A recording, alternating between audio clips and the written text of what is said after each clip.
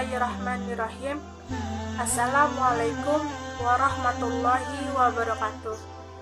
Perkenalkan, nama saya Putra Amalia dari Prodi Ilmu Komunikasi Universitas Islam 45 Bekasi. Di video ini, saya akan menjelaskan 5 materi tersebut untuk menyelesaikan tugas UAS saya dari mata kuliah Pendidikan Agama Islam. Materi yang pertama yaitu tentang membangun spirit pembaruan negerimu. Di dalam materi itu ada 5 kajian. 1. Kajian surat Asy-Syamsi. Allah menurunkan taufik bagi orang yang beriman dan kehinaan bagi orang kafir karena kefasikannya. Kajian kedua itu tentang surat Ad-Duha. Barang siapa yang tidak bersyukur kepada yang sedikit, berarti ia tidak bersyukur pada yang banyak.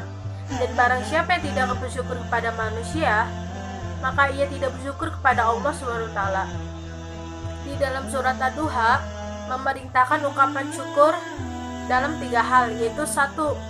Menyantuni yatim sesuai dengan hadis Rasulullah, dan 2. Dari orang yang meminta-minta janganlah kamu menghardiknya.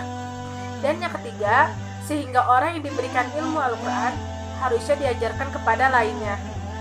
Kajian yang ketiga itu tentang kajian surat Insyirah.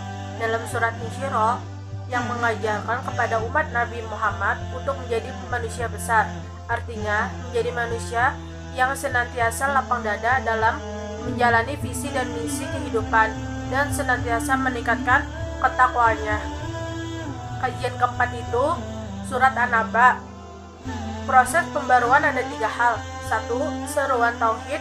2. Kajian Al-Quran. Dan 3. Kabar hari akhir. Matahari atau bumi dan bintang menjadi bukti dan saksi kebenaran Al-Quran. Kajian kelima itu tentang surat Al-Mudaththir. Prinsip dan etika pembaruan ada 2 hal. Itu 1. Yang sudah paham dengan ajaran harus terpanggil untuk memberikan peringatan pembaruan bangsanya. Dan yang kedua, seorang pembaruan senantiasa memakai pakaian sifat Allah berupa kasih sayang dan akhlak terpuji. Yang ketiga, sebelum melakukan pembaruan kepada orang dimulai dengan diri sendiri, membersihkan pakaian tampak. Dan keempat, harus keluar dari zona kebiasaan dan pola hidup yang mengejar kenikmatan duniawi. Dan yang kelima, janganlah perjuangan agama berharap dengan balasan duniawi. Dan yang keenam, bangun sifat sabar kepada Allah akan menyertai orang yang sabar. Materi yang kedua tentang kepemimpinan. Di dalam materi tersebut ada 4 hal pemimpin, yaitu 1. Arti pemimpinan. Arti pemimpin dalam Islam adalah sebagai kemampuan seseorang dalam mengarahkan, menuntun, dan memberikan panutan serta mengkoordinasi umat untuk menjalankan segala sesuatu sesuai dengan ridha Allah. Yang kedua, model pemimpinan. Contoh, model pemimpin transformasional yaitu memotivasi bawahannya untuk bekerja demi tercapai sasaran organisasi dan memuaskan kebutuhan pada tingkat lebih tinggi. Proses transformasional ada 3. 1. Mendorong dan meningkatkan kesadaran. 2. Mendahulukan kepentingan kelompok. Dan 3. Meningkatkan kebutuhan bawahan. Contoh, perilaku karismatik. 1. Muncul perubahan situasi yang cepat dan krisis dan tekanan. Selanjutnya, model pemimpin Mekah dan Madinah. Contoh kepemimpinan Nabi Muhammad SAW di Mekah dan Madinah. Apa saja langkah-langkah yang dilakukan Rasulullah saat memimpin, yaitu 1. Mendirikan Masjid Nabawi, dan 2. Mempersaudara kaum Muhajirin dengan kaum Anshar, dan 3. Membuat perjanjian dengan kaum Yahudi Madinah. Materi yang ketiga ada 5 hal pokok pembahasan di dalam tersebut. 1. Power of Hajj. Nilai intrinsik ada 4, yaitu 1. Dosa-dosa terhapuskan, di mana Rasulullah bersabda, apakah kamu tahu bahwa Islam menghapus dosa sebelumnya? Dan 2. Melaksanakan amal ibadah sungguhan. Dan 3. Berjihad fisabilillah. 4. Kelompok tamu Allah. Transformational power ada 4. 1. Dianugerahi senjata doa. Dan 2. Biaya digantikan. 3. Meraih pertolongan Allah. Dan 4. Mendapatkan fasilitas wasilah. Yang kedua, unsur kekuatan negara. Respon penjajahan Belanda atas kekuatan The Power of Hajj Mabrur yang telah menjadi The Power of Changes. 3. 3. Hikmah ajaran sebagai sumber energi kepemimpinan. Sifat-sifat yang dicontohkan oleh Nabi yaitu akhlak atau moral dan jiwa sosial. Dan ada 9 surat tersebut di dalamnya. 1. Surat Muhammad. Pengikut ajaran Muhammad akan memiliki karakter pemenang, bukan pecundang. Dan 2. Surat atau Gobun. Hari ditampakkan kesalahan yang baik ketahuan dan yang buruk terlihat. 3. Surat Al-Hajj. Jadi mukmin memiliki sifat ilahillah yang agung dan penentang dapat azab. 4. Surat Al-Balad. Implementasikan ajaran Nabi dalam tata kelola negara. 5. Surat Syamsi. Jadikan hati bersih dalam dirimu sebagai manusia takwa. 6. Surat Al-Duha. Bangun rasa syukur dengan menyantuni anak yatim dan memberikan cahaya ilmu Al-Quran. 7. Surat Al-Insyirah. Sampaikan pesan-pesan ajaran, jangan berhenti walau berat dengan kesusahan. Dan 8. Surat An-Naba. Pengamal ajaran tauhid senantiasa menjadi pertanyaan masyarakat kalau mereka akan tahu. Dan 9. Surat Al-Muddathir. Ajarkan Al-Quran terbentuk lisan. 4. Metode internalisasi tauhid ada 8 macam, yaitu wanita, garwah, wisam, turangga, kukila, curiga, waranggana, pradangga. Saya akan menjelaskan ada 3 macam, yaitu 1. Wanita adalah sifat tajalian Allah yang maha indah. Kedua, garwa mengandung arti bahwa setiap orang harus dapat menyelesaikan diri. Ketiga, wisma, setiap orang hendaknya bersifat ramah, dapat menerima siapapun. 5. Implementasi tauhid dalam Pancasila.